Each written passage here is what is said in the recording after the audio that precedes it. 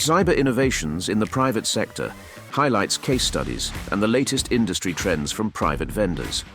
Explore innovative solutions, success stories, and exclusive insights from industry leaders.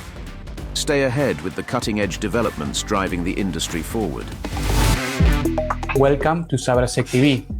Today, we are joined by Iva Tasheva, co-founder of CYEN, a key player in the EU cybersecurity landscape. Hi, Iva. How are you? Hello, Nico. I'm very well. So, Iva, to start, can you tell us about your background and CYEN's role in shaping EU cybersecurity? Indeed. So, Iva, that you see today, steps in as a supporter of policymakers. So I think about the European policy for cybersecurity. But I come from business background, and I am currently developing a business for cybersecurity in Europe. So in my transition to consultant role after designing the laws in the EU, supporting the policymakers, I have also had to gain some knowledge and experience with IT. And Iva, compliance remains a major challenge. How does CYEN support both businessmen and policymakers in strengthening the cybersecurity across EU? CYEN comes in multiple roles. We are advisor. So in one way, we advise policymakers of how to design the European legislation, but also standards in a way that would have the greatest benefit for business. Because the objective eventually is to have business security for European security.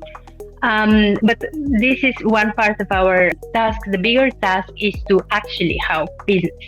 To business owners, to the C-level, to the board level, we help them understand what is at stake for their organization when it comes to cybersecurity. We have recently come as a group of experts to the understanding cybersecurity is not about data. It's not only about confidentiality. It is a lot about the future. It is a lot about business success. So I help companies understand this. And then what we are having now also as a startup within CYEN is toolbox. So we are also creating tools to facilitate the risk assessment for companies, but as well to understand what is their maturity when it comes to cybersecurity, what are their blind spots, and also understand typically if you have a blind spot, it's because you don't know much about it. So we would identify where are the issues or gaps in cybersecurity and how the company could best address it in their specific context. So the work for companies also extends not only as a consultant, as a tool provider, but also we support the European organizations do this for their constituency, for SMEs mostly. For instance, you might have seen, I supported ENISA, the European Agency for Cybersecurity, creating and adapting their toolbox for awareness raising, specifically for SMEs. So this is the so-called AR in a Box 2, that is SME edition recently published, supporting also ENISA in other working groups for enterprise security, as well as cloud security certification. And probably this is the first time we actually announce it at an event, but 2 days ago, we kicked off officially a new Digital Europe project, where we have the pleasure to collaborate with companies from organizations from Germany and Italy. And again, the greatest value for SMEs, because we are designing tools, methodologies, and automation tools also to facilitate compliance with the Cyber Resilience Act.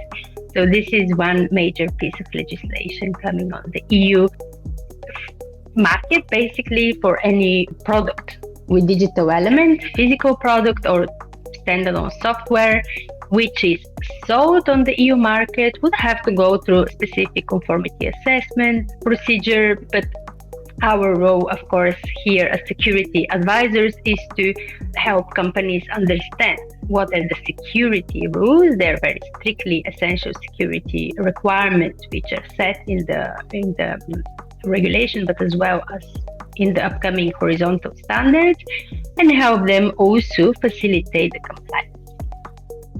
This, in a nutshell, is how we are strengthening to support from policy, technology, and as well as company understanding and means of implementation of the security objectives at EU level, the strategy, but also their own interest, what is their client needs, what is their business needs in their specific context. So hopefully and luckily in most cases this goes beyond the minimum requirements set by regulation. That's great, Iva, and congratulations for your project with Digital EU. Thank you very much. Do you know, can you tell us something about that, or is it still mega confidential? Yes, we are now alive. So the project name is called Confirmate. You can find us on LinkedIn and follow for updates. We have a very busy agenda of 18 months in which we would be designing and publishing, promoting both guidance of companies how to comply with the Cyber Resilience Act, as well as tools which we are going to demo and pilot across EU. So don't hesitate to contact us. That's great, Iva. We will look forward to see more about that. Let's dive into the policy landscape. And looking into the EU cyber policy landscape, what do you think are the key insights you can share? How do you see these policies impacting businesses operating within the EU? Indeed, so this is also linked to our Digital Euro project, Confirmate.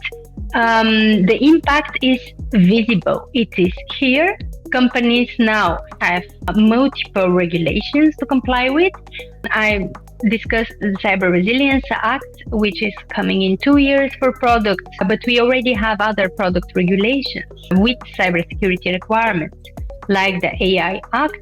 We have the medical device regulation, which also sets specific cybersecurity requirements. We have always, of course, the radio equipment directive, which includes now also IT security. But maybe the most substantial impact today, from point of view of 2025, that companies feel on their skin, this is the NIS2, Network Information Security Directive, which entered into force across the EU, and in countries like Belgium, my own country, we have already applied. So companies have to perform their obligations according to the directive.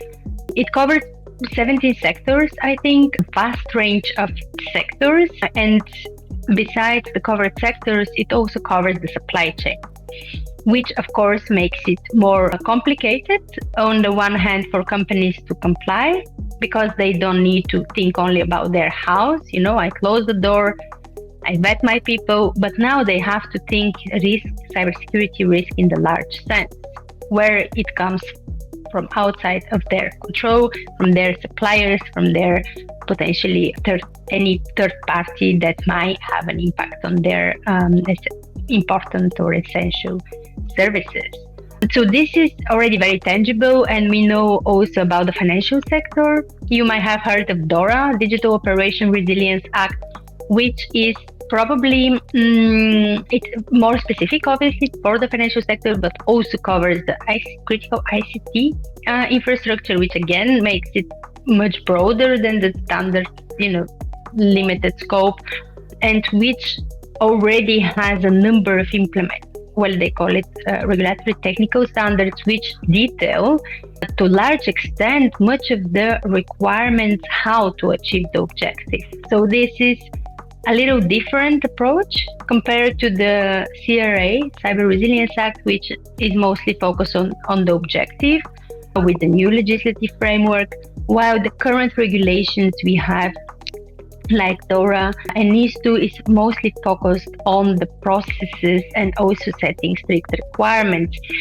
Companies in the large sense, in the past was critical infrastructure, now almost all companies in Europe would have to apply one or another European regulation on cyber security.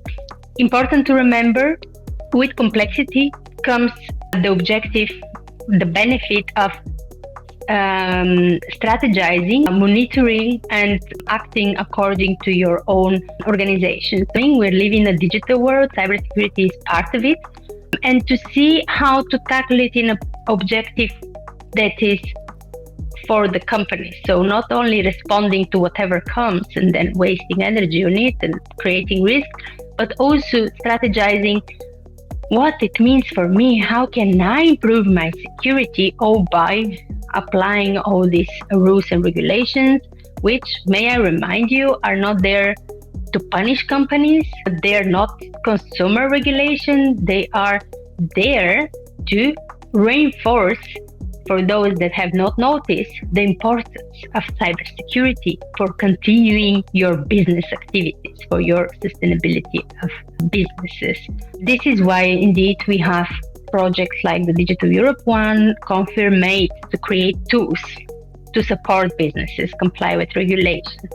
Because if it's one regulation that you have to deal with, you read it through, you focus on it, you apply it. But it's a multitude of different elements from the way you work, your client's business. So you have to think of your client's sectors as well, and requirements, as well as the type of product you might produce or place on the EU market.